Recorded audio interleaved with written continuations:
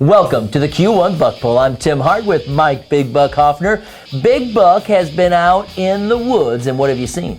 Well, I'll tell you what, we're into the pre-rut stages, and things have been rather slow. You know, the EHD thing, I was out this Friday, found a dead deer, nice 8-pointer right next to a water hole.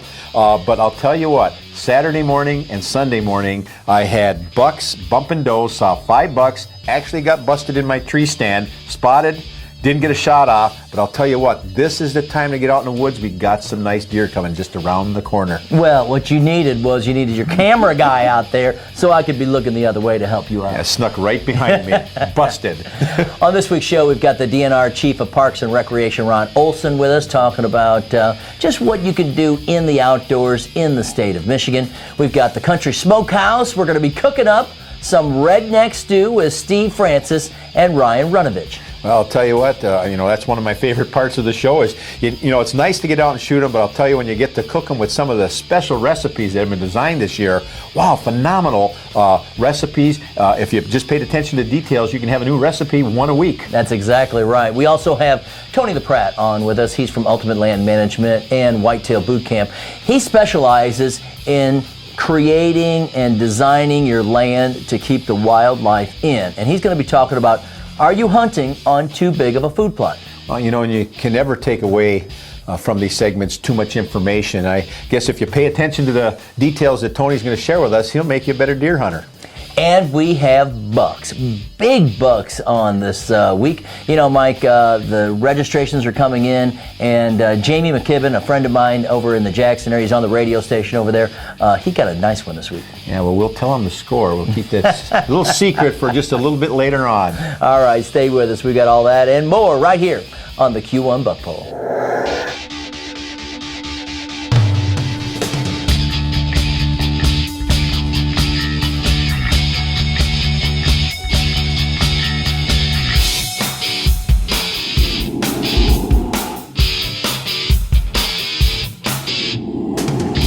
The Q1 Buck Pull is sponsored by these participating businesses who support the great outdoors in Michigan.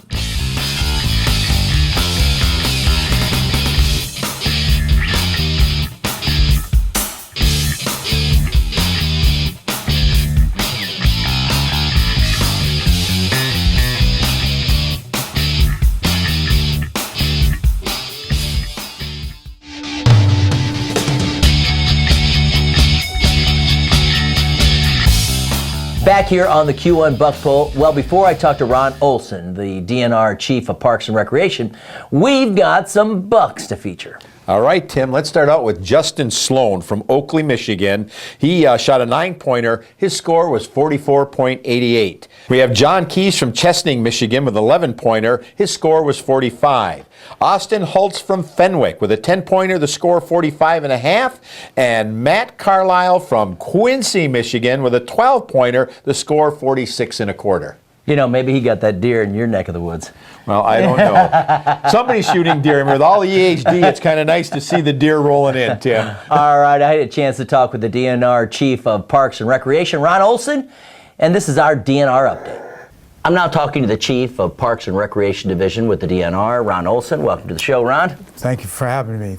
Today we want to talk a little bit about, recreation and the outdoors. I know that, the forest trail and the campground system, it's all been kind of changed over. Tell me about, for outdoor enthusiasts, what that means.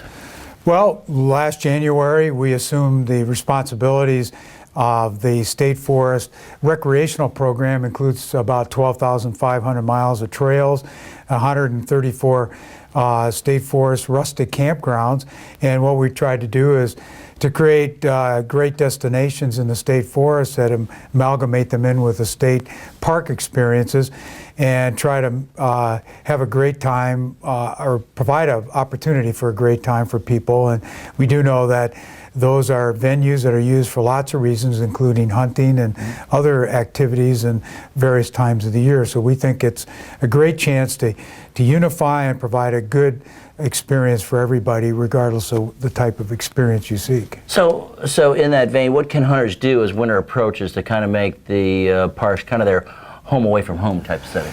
Well, they can pick and choose where they'd like to go. The fact that the state forest campgrounds as well as state parks are scattered all over the state. We have them in urban areas, not very far away from there, and all the way up into the Upper Peninsula. And I think people can identify where they'd like to be. It's an affordable place to camp. It only costs, for example, in the state forest system, $13 for a camp night, and it's got the basics. It's got a toilet and a source of water, and basically what you would need to set up to be able to operate a hunting campsite.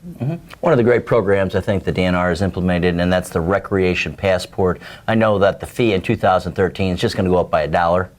Talk to me a little bit about that. Well, the current fee is $10. It enables you for a whole year, when you register your vehicle, to have access to 101 state parks, also 134 campgrounds and the non-motorized trailheads throughout the state. And it's a great deal. We have a perks program that you can avail yourself of 1,100 businesses. You can get discounts, so you can get all your money back and then some. Without hardly even trying. And the way the legislation reads is that there's a consumer price index that is involved, and that is going to ratchet up, which means that sometime next year the value of the passport would go to $11, but that was part of the plan to keep pace with inflation. Anything else you'd like to tell me about the state parks? Yeah, one thing I would want to tell people that we, a couple of years ago, we created a fully accessible hunting blind at Rifle River Recreation Area where someone can check it out for free. And basically what it is someone who has difficulty, whether they're use a wheelchair or some other assisted device to move around, it still enables somebody to be able to hunt, and you can go in and operate yourself. It raises you up about 25 feet off the ground. It's located in a fully accessible area that's right in a wildlife corridor, and it provides a good hunting opportunity.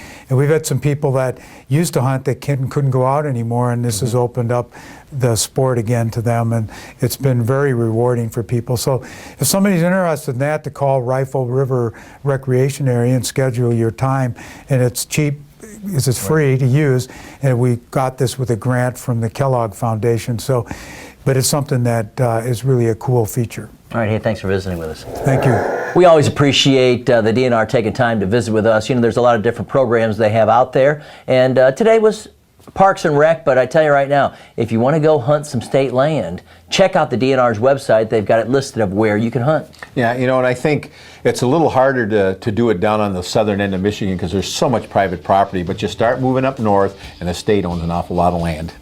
Are you hungry? When we come back, redneck stew from the country smokehouse. I know you're always hungry. You are always I'm just hungry. a redneck. Yeah, well, from Bessemer, Michigan. Yes, you are. Exactly. All right, stay tuned. When we come back, we're going to be cooking up some redneck stew, and you're watching the Q1 Buck Pool.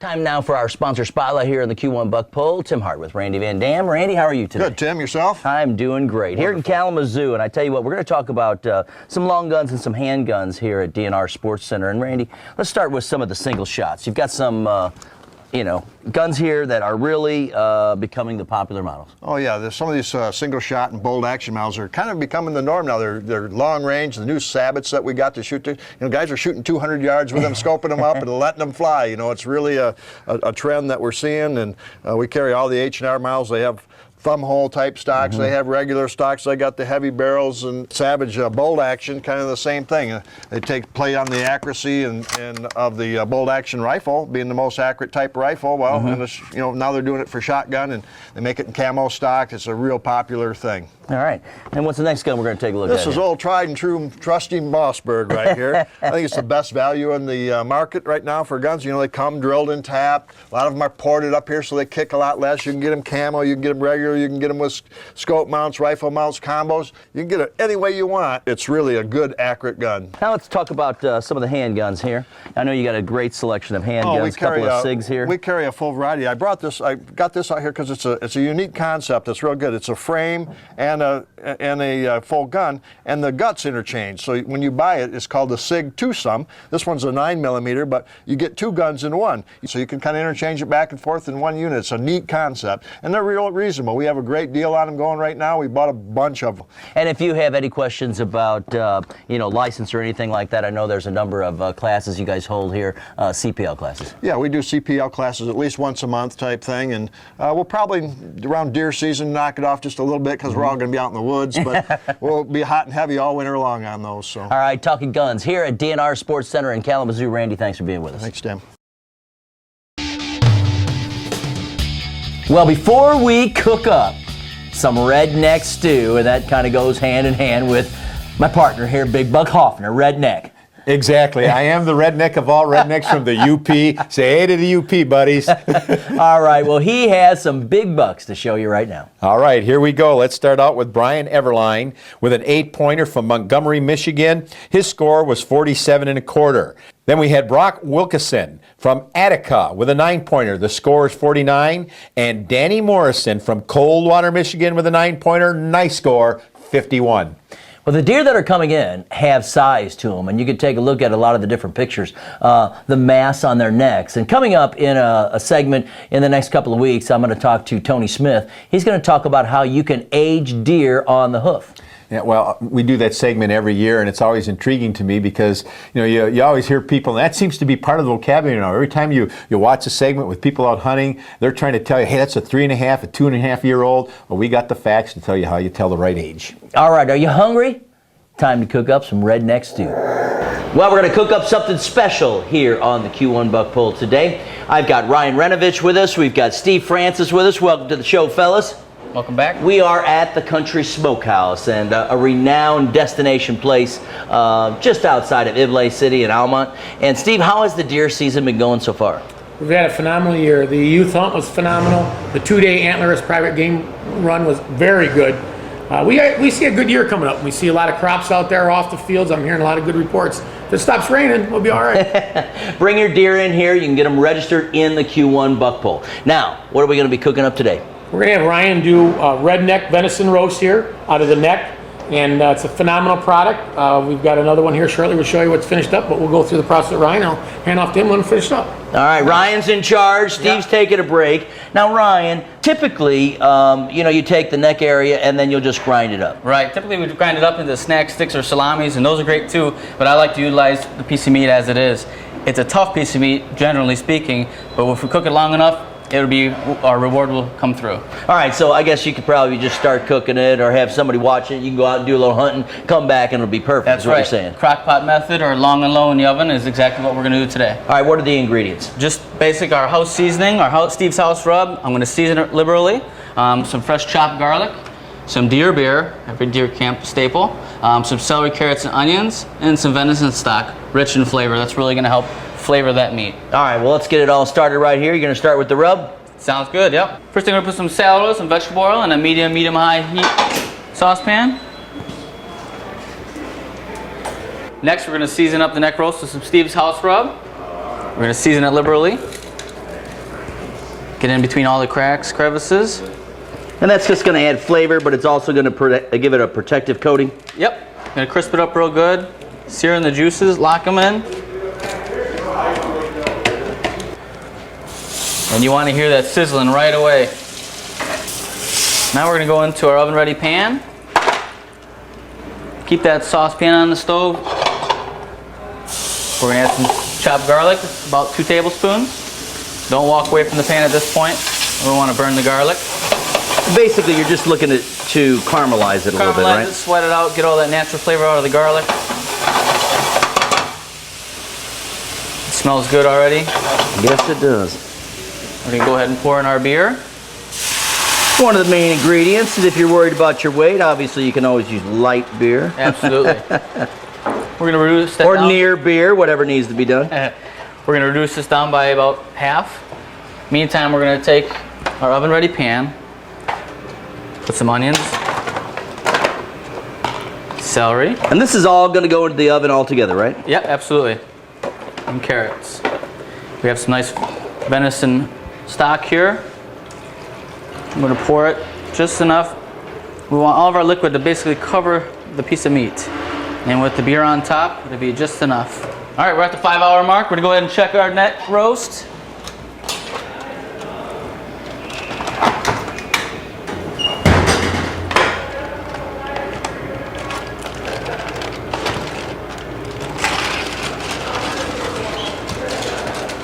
Look at it all. Looks good. I'll tell you right now, it just softened up everything. That's going to peel off real good. Well, that is some delicious redneck venison roast. And you notice it's all done in Steve's back. That's the most important part. Quality control. Yeah. Well, before we taste test this a little bit, you know, this is something that you guys can do in a lot of different forms and fashions. I mean, you guys can do a wild game dinner. You do all kinds of catering, don't you? Yeah, we cater events up to 2,000 people we've done in the past here for other big places.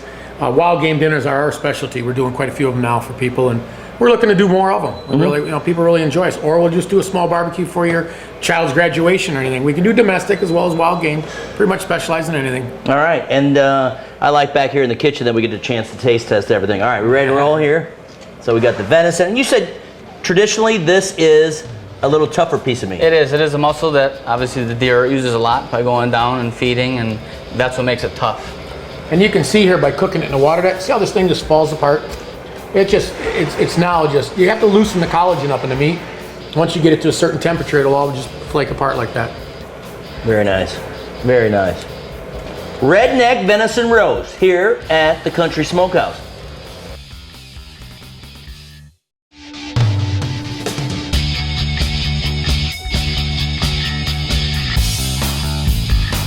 Back here on the Q1 Buck Pull, Tim Hart, Mike Big Buck Hoffner. Well, Big Buck, I've been waiting to see this deer for a while from Jamie McKibben over in the Jackson area. All right, well, let's start them rolling, Tim. Let me give you the scores. We start out with Louis Morse from St. Charles with a 9-pointer. The score, great score, 51.81. Then Richard Gulish from Hawley, Michigan, 18-point buck. The score, 56.63. Finally, we have Jamie McKibben from Parma, Michigan. Listen to this, Tim. 16-pointer, the score, 59.25. He's right up there at the top. And we got more deer being registered every day. We've got locations all throughout the state of Michigan. The Auto Value, bumper-to-bumper auto parts stores. We've got Greenstone Farm Credit locations. So any of those locations, take your deer, get it registered and scored. In some cases, they'll give you the form and you can fill it out yourself too. And people are doing it. I've been out on the streets. I've been in the school. Had a couple of kids bring in some bucks this week. The first question I asked them was, did you register your deer? And the answer was yes. All right. Now let's talk to Tony LaPratt. He's with Ultimate Land Management and the Whitetail Boot Camp. His specialty is designing people's land. He goes out, walks everybody's land, and then he can kind of tell you his tips and secrets of attracting and keeping the big bucks in. Today we're going to talk about food plots. You know, the question is, are you hunting too big of a food plot? Today we're going to talk about, are you hunting on too big of a food plot? Most guys are sitting on a food plot that is just way too big. And what this means is when you're sitting on a food plot that is huge, is most likely it's a deer's nighttime bedding area too. It's where they're going to spend most of the night. So you're sitting in your stand and all these deer are coming out and it looks all great. And you got tons of does all around your stand. But now it starts to get dark and no one's leaving because that's where they plan on staying late until the night.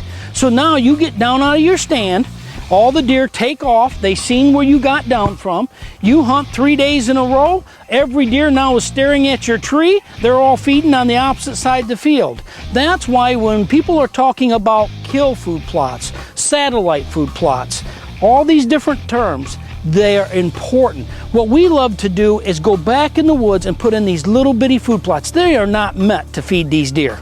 It's a stopping point. So what happens now, all the deer come out of the thick cover, they stop at this little food plot, they don't spend 10 minutes, and they move out to the big field. And now the deer keep funneling away from us, coming in, moving out. And now when the big buck comes, it's me and him, all the does have moved out farther to the big field. When it gets dark, that little food plot has nobody underneath you. Now you climb down and leave, and nobody knows where your stand is, and you keep the deer moving at the same time. This is how you need to hunt. So start putting your stands back in a little farther. You can't be right on the edge of a big food plot because you can't get out of it. And I'm Tony LaPratt, and that's your tip of the week for the Q1 buck pole. Great information from Tony LaPratt. He'll be on each and every week with some great hunting tips. Well, I'm getting ready to hit the road with the camera and meet a lot of the people that are out there deer hunting. On November the 15th, I'll be at Racey's Extreme in the afternoon. They've got a big buck pole event, and then they give away all kinds of prizes and chili and all kinds of stuff. They've got Wheeling 457 out there, and they're going to be measuring the deer, and they've got their own contest, and then everybody that enters there is going to be a part of our contest. I'll tell you what, there's nothing like the opening day of deer season. I think it might even beat the Christmas. Yeah, just he's so excited he can't even say it. Does that tell you anything? Exactly, but I'll tell you what, opening day deer season again. I come from the UP, and about every school in the UP, they shut down for the opening day of deer season. It's a national holiday, Tim. All right, on the 16th, I will be at the Country Smokehouse in Imlay City, really Almont, so just outside of Imlay City. And then on the 17th, I'll be at Richardson's Meat Processors in Linden, and I'll be recording and videotaping and talking and doing all kinds of good stuff. And then back to the Country Smokehouse on that Sunday, and that'll be on the 18th. So hopefully you get a chance to come on out, introduce yourself to me, show me a great looking deer or a doe, whatever you'd like to register. But not only the deer and the doe, but tell us a great story. Again, we invite you, if you're out in the woods and you've got your video camera out there and you're videotaping your hunt, if you'd like to send us your footage, we'll feature you on the Q1 Buck Pull. And I know Big Buck's been out in the woods and he's got a camera mounted, and what he really needs is his camera guy to be out there with him, so I'm looking forward to it. Well, I'll tell you what, we got a couple of days left. I mean, this is the prime time to be out hunting, is the rut. I mean, I don't think there's any better time than rut season. And again, I had a substitute teacher that subs for me, was in today, stopped by the office just to tell me, he says, I haven't hunted one bit, but he says, this weekend is the weekend to be out in the woods. All right, well, enjoy yourself out in the woods, and remember, anytime you're out in the woods, be safe. For Mike Big Buck Hoffner, I'm Tim Hart. Thanks for watching this week's edition of the Q1 Buck Pull. And finally, we have Jamie McKibben from Parma, Michigan. Listen to this, Tim. 16-pointer. Inside press. I was going to give a Hang on. You know what the problem is? Here's Here's what the problem is. What? It's all written out for him. I know.